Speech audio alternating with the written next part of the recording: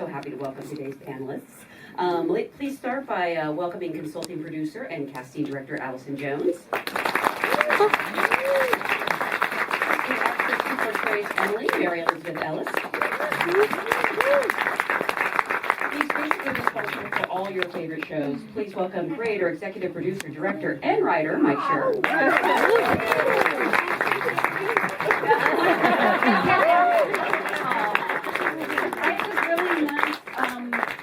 Introduction plan for you, and you stepped on your own applause. Really? Yes. Oh, go back out. Step back out. So just like on set, he'd always leave. We'd have to clap him back in. I was wondering about that. Like, I bet you walk into a Starbucks and everyone just stands up and applauds. So He hasn't been to Starbucks ever. He has someone do that for him. Oh, this is going to be a tough night. yeah, it's gonna be a roast. I don't know if they told you. Yeah. Thank you so much for being here. Congratulations on such a fantastic show. I actually want to start at the beginning with Mike because I know this is based very loosely on the documentary, The Mole Agent. How did that film sort of, it's not something you would look at and immediately think, you know, sweet, warm comedy. How did that sort of inspire this? Well, I don't think it's that loosely based on it. It's pretty straightforwardly based on it. Morgan Saggett is my longtime producing partner who's here somewhere. And it's his birthday today. Happy birthday. Where? Happy birthday. Happy birthday. He sent me an email and said, have you seen that documentary? And I said, I haven't got around to it. And he was like, we should remake it and have Ted play the main part. And the whole idea was presented to me. And then I watched it and immediately realized that he was right. And it was a very simple conversion in some ways because I had never adapted anything before, but in this case, the story is so great, the setup is so funny, there's very obvious comedy that comes from in the case of the documentary, an 82 or 83-year-old man becoming a private eye for the first time is just a funny idea, but then also the documentary is about human connection and aging and sadness and also joy and expanding your world and community and all these things that are so plainly good topics for a show. But also, importantly, when it comes to adapting something, there are very clear places where you could like click on it and expand it and make it bigger. He has a daughter Sergio in the documentary has a daughter who's barely in it, and the first thing I thought was like, well, the daughter is going to be a big character, and the private investigator isn't a big part of it, and I was like, well, there's another way to get more stories. So it just was a very simply good idea from the very beginning, but I will say that the only reason it was truly a good idea was because it was presented with this guy playing the main part, because I think if you don't have someone who is as charismatic and winning and charming and capable of both comedy and drama as Ted is, then you can't do a project like this. So Ted, they couldn't do this without you. You had them in a corner. When they told you about it, was it an immediate yes, or did you make a sweat? Yes. Okay. I mean, truthfully, I've been hanging around making up excuses to be anywhere near Mike's office for like the last 2 years before this. So when they said they wanted to have a meeting with me, I was like, oh, yes. Even before I heard of what the pitch was. And I'm like, no, it's empowering and it's funny and it's sweet in all the best ways. Was there any resistance, or did it not matter because you had Ted? Once you have Ted, everything's fine. I mean, this is I'm really not kidding. The other show that we did together was The Good Place, and I was like, what I'm pitching to NBC is a show about like moral philosophy, and I was like, this is a suicide mission, right? But then I was like, wait a second, if I get Ted Danson and Kristen Bell, they'll let me do whatever I want. And I went in and pitched them the show, and they were very nicely listening and paying attention, and they were like, who do you imagine? I was like, and then he teaches them about Kant, and they were like, uh-huh. And then they were like, who are you imagining in the parts? And I was like, ideally it would be Ted Danson and Kristen Bell. And they're like, oh, great, yeah, great. And like that, I literally saw their faces change. They weren't against it, they were being polite, but once you say you have Ted, you're fine. You're fine. Ted is an imprimatur of of classiness and quality, and so it doesn't matter what the situation is that you're presenting to them as long as he's at the head of it, you know? Did you know you had this power? Because I don't know if your season 2 contract has been negotiated. I don't think this is a super healthy thing to let in. Usually, I've been training myself sitting next to him, who I adore that you feel that way about me, and I'm so grateful. It's not like it's not true, though. But it's still, it's like, that sounds like something when they give you your award and then you drop dead. So, no, I haven't done it yet. Let me, Rob Lowe was, this is a total side note, but it's one of my favorite anecdotes. Rob Lowe told me that every time he's in a scene where he starts to leave and then he gets to the doorway and turns around and says one more thing, what he thinks to himself is, this is the clip they're going to play for my in memoriam. And he never wants to do it. He's always like, can I just stop before I get to the doorway? Because I don't want to go into the doorway and then turn around.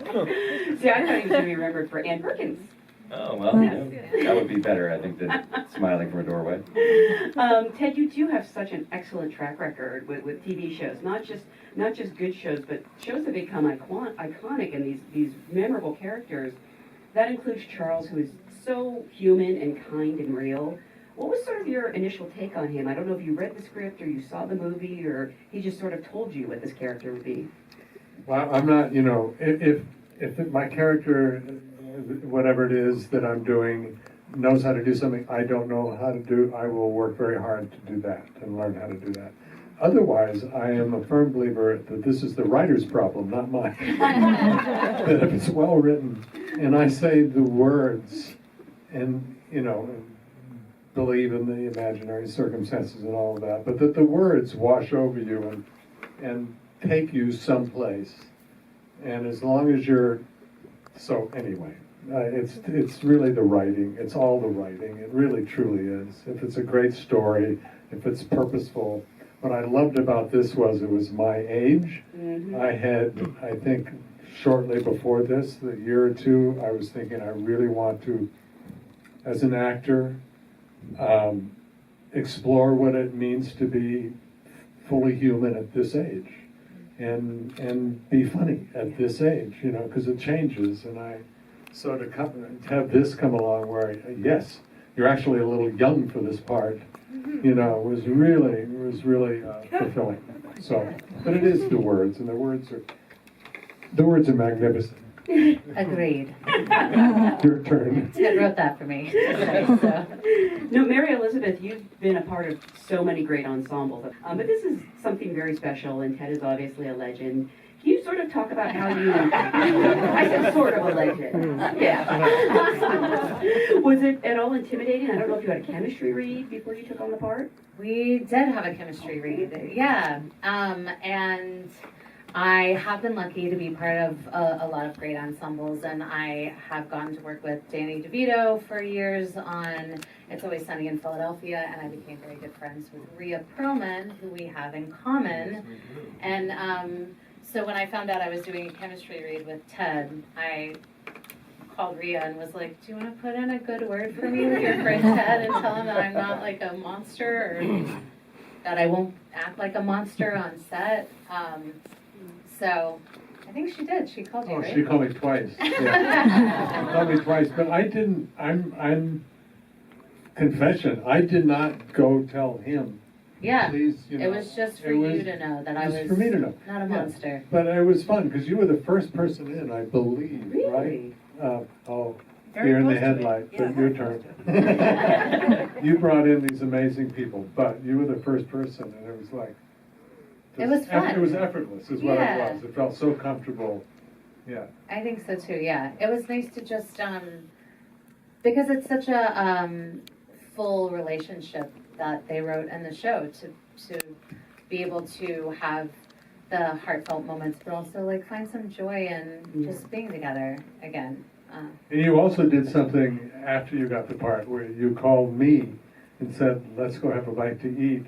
And it's very reminiscent of my kids taking care of me and making Aw. sure I'm doing the right things. Yeah, now who's And classy? Yeah. This lady. That's very sweet. It is interesting though, because when you cast people, who have supposedly known each other their whole lives, you're asking them to come to the set with this relationship already intact. How did you sort of build that chemistry? Because it does feel very real and like, for all the good and bad it entails, family. It's the words. No, it is. It is. It's the words. It's also, you know what? I do want to brag on Mike and Morgan and Happy birthday. happy Yeah. birthday too. And It's not his birthday. We love to embarrass him because he's very self-conscious. Go on. the way that they knew what this world was and knew what the show was and had the tone, because it is a very, it could have been very precarious to try to figure out this tone. You don't want to push it too much into the maudlin, right? You don't want to make jokes that are such big swings that then you can't come back to something heartfelt in the next moment. So it was trusting that these guys know what they're doing, and yeah, I think that was, and then also like, just showing up with each other and being I love honest. Our day together in the car Yeah. driving, that was one of my favorite days In real life or in the show? in this show. Okay. I should come pick you up though. I'll just drive you around. Allison, you're responsible not for but putting together these fantastic comedy ensembles. I want to first talk about sort of the senior members of this cast, like Stephen McKinley Henderson and Sally Struthers and Margaret Avery. It's just so fantastic, and there's some people that like I haven't seen in a while, like Susan Rutan. I'm curious, what were they really excited by this opportunity coming to them and getting to play fun characters? I've never done this before, so Oh, really? this is what I do here. Okay. Yeah. Beyond. If Well, I you have can, to slate first.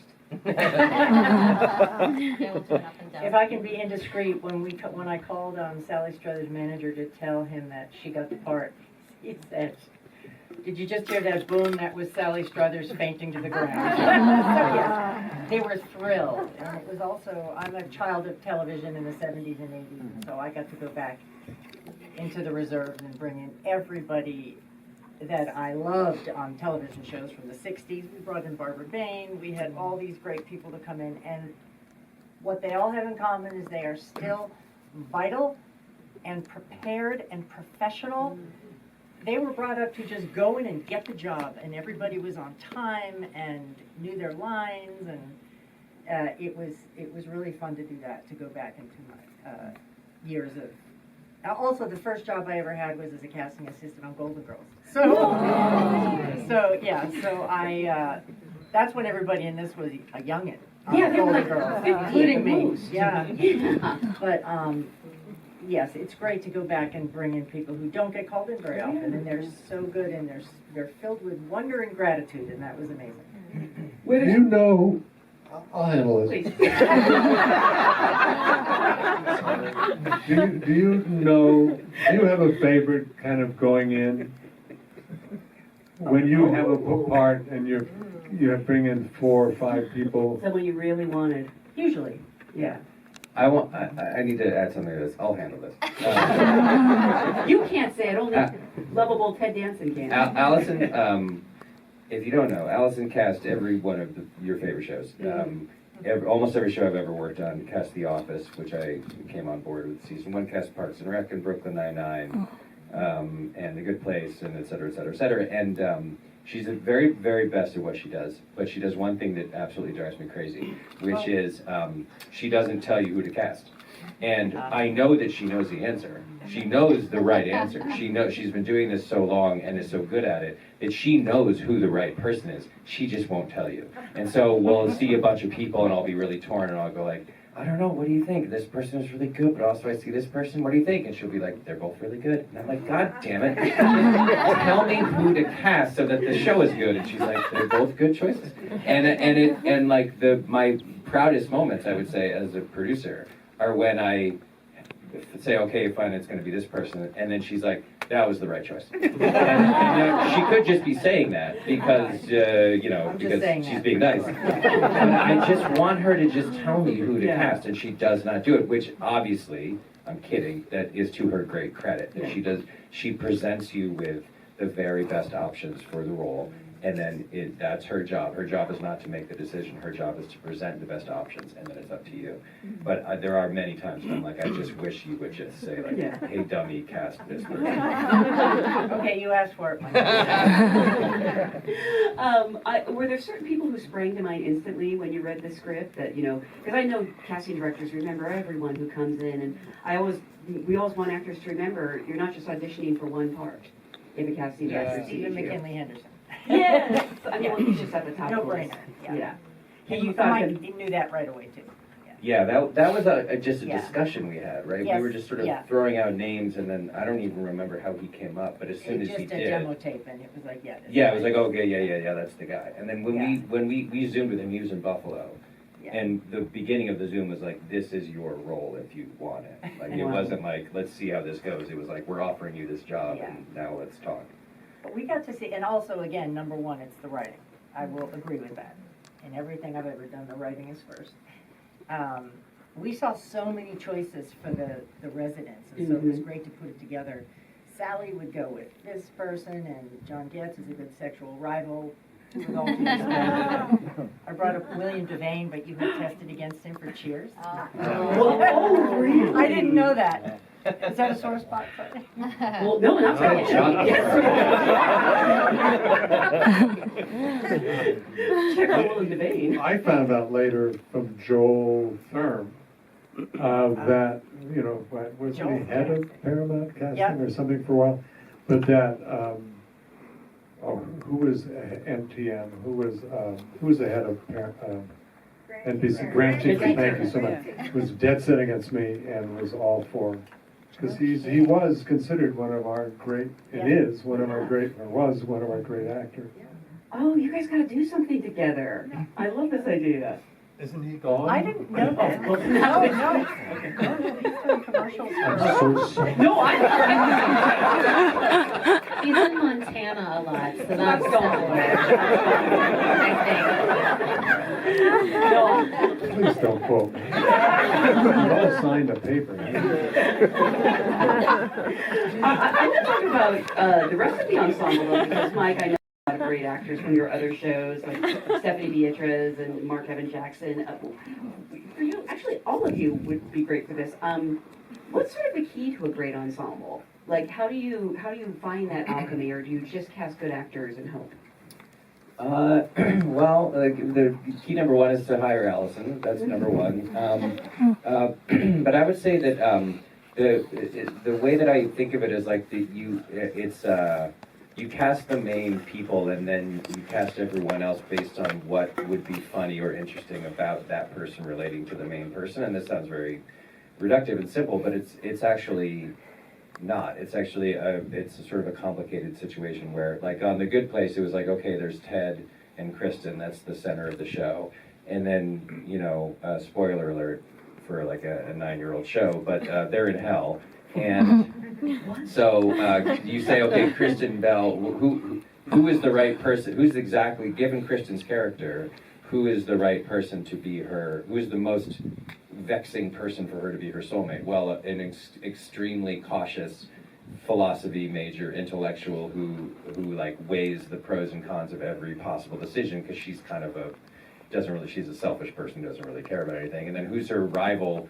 Well, Kristen is fairly short and unsophisticated, the character, and so a tall, sophisticated person. So then you just start designing the characters around how they fit against the main characters, and then you turn that over to Allison, and then she magically finds those people. So in this case, it was like, well, we designed characters at Pacific View who would relate to Ted in very specific ways. There was going to be a flirty lady who was just all over him immediately. Well, there's Sally Struthers, that makes sense. There's going to be a guy who has had the kind of run of the place, romantically speaking, for a long time. And suddenly this dude shows up, and now it's not so simple for that guy anymore. And then John Getz walks in, and he's also tall and also very handsome, and just has a kind of funny gruffness about him that was like, it just fits. So you don't design the actors, you design the characters, and then you wait for the right actor to kind of come along. And again, not to beat a dead horse, but that's why Allison is so vital to this whole process, is because you can design the best character in the world. If you don't find the right actor to play it, your design falls apart. And for 20 years now, like magically, these people are dreamed up in a lab, and then Allison goes out and finds, you know, just as one example, again, on The Good Place, the character Tahani was described as a tall woman of South Asian heritage who spoke with an Oxford English accent. And we described her as at the time, the Indian Grace Kelly. And I remember specifically sitting in her office and saying, like, this person doesn't really exist in real life, but this is the idea. And then she found Jamila Jamil, and like, when Jamila auditioned, she was like, this says Oxford English, but I don't think it should be Oxford. I think it should be more of this kind of accent. And she did like 11 like Henry Huggins level accents about different posh, like this is how the royal family speaks, and this is how people from Lancashire would do it or whatever. And I was like, where did this person come from? This is an alien. So yeah, the key to the ensemble is like, you make up the characters based on how they fit together, and then you find the actors, and if you don't find the exact actor that fits the character, you adjust the character. You grab the actor that is best, and then you adjust the character to fit the actor in whatever way you need to do it. I think that's the only real way to make sure it all fits together. And going back to the theme of it's the writing, it is, you know, but we've all read scripts where the lines are literally interchangeable. It doesn't really matter who says what. You're just trying to get this information out or this story out or whatever. That is never the case with anything you've done. And it's always, you know, it's always a very purposeful reflection of the human condition. It doesn't matter if it's a one-day part. You know, everybody would come back and has come back to be in his show that they're not in. You know, they could, you know, Kristen came back. You know, Darcy came. People come back because the writing is so good. So, sorry, it starts with the writing. If it's a really good story and really told well, you've got a great casting director, and then really good actors want to be part of it and direct. You know, it really does start with the writing. But I'll only add this. Thank you. That's very kind. I haven't done a lot of things with family before. Most of the shows I've done have been like workplace shows, right? And so this was a huge deal. This relationship, and I remember thinking like, the only way I know how to do this is to watch these very talented actors do chemistry reads together and ask the simple question of like, who seems most like Ted's daughter? That's like, which is again reductive, but I was like, I think if I just choose the person who most seems like it makes sense that that's his daughter, that's probably the right answer. But that's what happened when Emmy did her chemistry read. After she left, I remember the people who were in the room, Allison and Morgan and me and other people were like, they seem like that seems like that's a father and a daughter. And she was the first person who read, and it was like, all right, well, let's see what else happens. And then a bunch of other really good actors read for the role, but like none of them had that quite that same level of like, oh, it seems like that's his kid. And that, I don't know if it's that simple really, but it seemed like in the moment it was that simple, that she just was the most real seeming daughter. You also have great chemistry with Eugene Cordero, who plays your husband, and I didn't know if you knew each other, because again, that's a very lived-in relationship. Thank you. Yeah, I had never met Eugene, and he was friends of friends, and we did a table read at NBC, during which all of these incredible actors were just like, I just was at the table being like, I'm across from Sally Struthers. Like, it was amazing. And just like on it, sharp, nailing stuff, so funny. We were crying at the table read. You guys pulled up a picture and you were like, do you know this guy? And I was like, no, but I know people who say he's amazing. And maybe we did a table read together, or maybe we didn't work together till he was on set. I think he was doing something else and you met on the set. Yeah. Oh, wow, no chemistry read even. No. It's amazing. Yeah, we're just both real good actors. Yeah. He's just lovely and fun. You just also, bring in lovely people who are happy to be there and happy to be working on something good. So, yeah. because I we, want to throw in nimble is another And nimble. requisite for good casting, is an actor who could go anywhere. You know, you can be funny, you can be broad, you can be simple, you can be whatever, dramatic, so that the writing then can go wherever it wants to. You can always know that that actor can do that and take the story. to that end, because we have so many actors here, is there anything you would want someone to know coming into that room or making that tape? Like, because actors are always trying to figure out a way to, I don't know, maybe please someone else, or they want to know what someone is looking for. I don't know if there's anything, that you like or you don't like. This is a you question. I guess so. Don't chew gum. Unless the person is chewing gum. That's a minor one, but it's one I always say. I think just do your homework and know the show you're reading for, and which not everybody does. They'll come in. But I would say do your homework and don't listen to anybody else at this stage. Just do what you think the character would do, because that's what we're really looking at. Mike says I don't tell him who to cast, and what I mostly look for Mike to realize is who does he want to write for, and who will bring out the interesting stories, to your point, the nimble quality that they have. So I think go with instincts. That's kind of that's the only real advice, I think, is Yeah. like, I've got some other advice. no. Wait, hold on. The first thing I would tell any actor is don't listen to Ted. The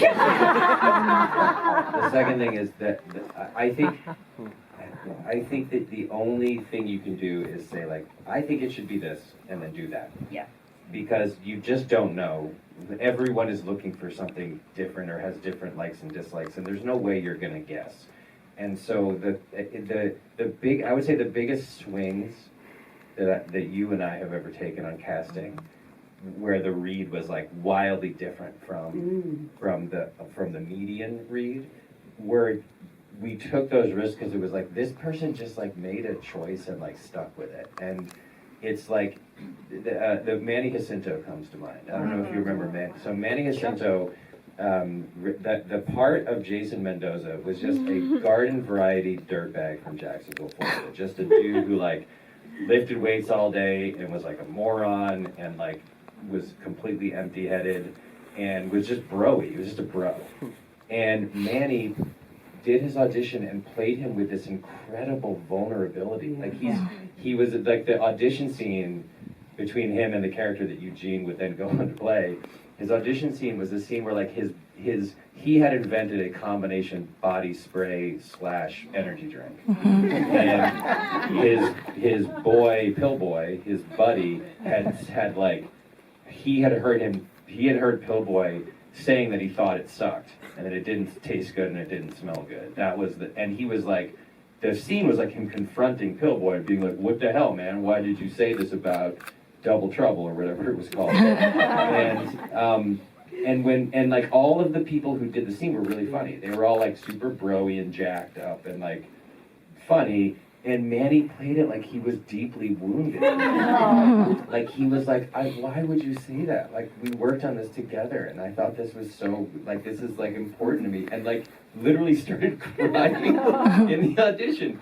And it was just 180 degrees away from the way we'd imagined the character, but it was so sincere. It was so like beautiful and earnest and also really funny.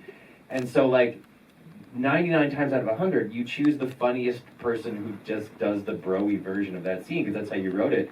But every once in a while, you'd be like, wait a second, that guy has just got something, you know? But the point of telling the story is simply that you just never know. You can't like anticipate what anyone is going to like or what mood anyone's going to be in. And so the only thing you could do is like make a choice and just execute the choice and don't back off it. And see what happens. Like I think like sincerity and conviction or something would be the key words of like make your choice, do it, roll the dice, see what happens. Because I don't know how to. There's no way to outflank the process by which any producer will make a decision like that.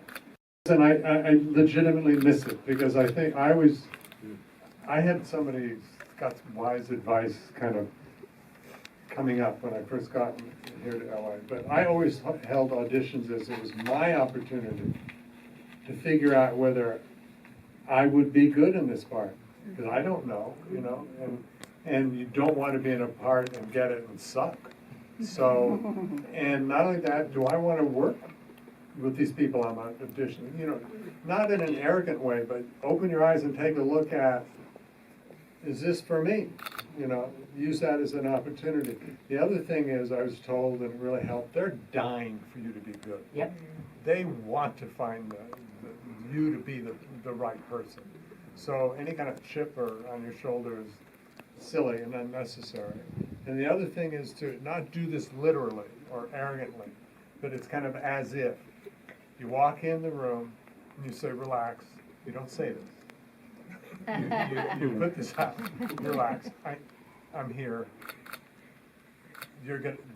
I'm the one for the part. So just relax. And I'm going to do this. Are you ready? Because it's really good. None of this you say, and none of this is done arrogantly. And then you do it, and then you say, that was great, wasn't it? I wish I could stay, but I have someplace else to be. Thank you so much. And it's the attitude, you know, you better be a good actor. That's what really counts and all of that. But to come in with that energy as opposed to, fuck you, I know you don't want me. Or, you know, we all come in with our little chips or our unawareness of how we present ourselves. So, you know, present yourself and then be a good actor. Then do the acting. And always speak directly into the microphone. They don't want me to cover part of my face. Well, again, it's such a fantastic show. It's so funny. So sweet. I want to remind everyone, all episodes are now available on Netflix. You can watch it again and again. I've already watched it all twice. Thank you so much for being here. Thank you.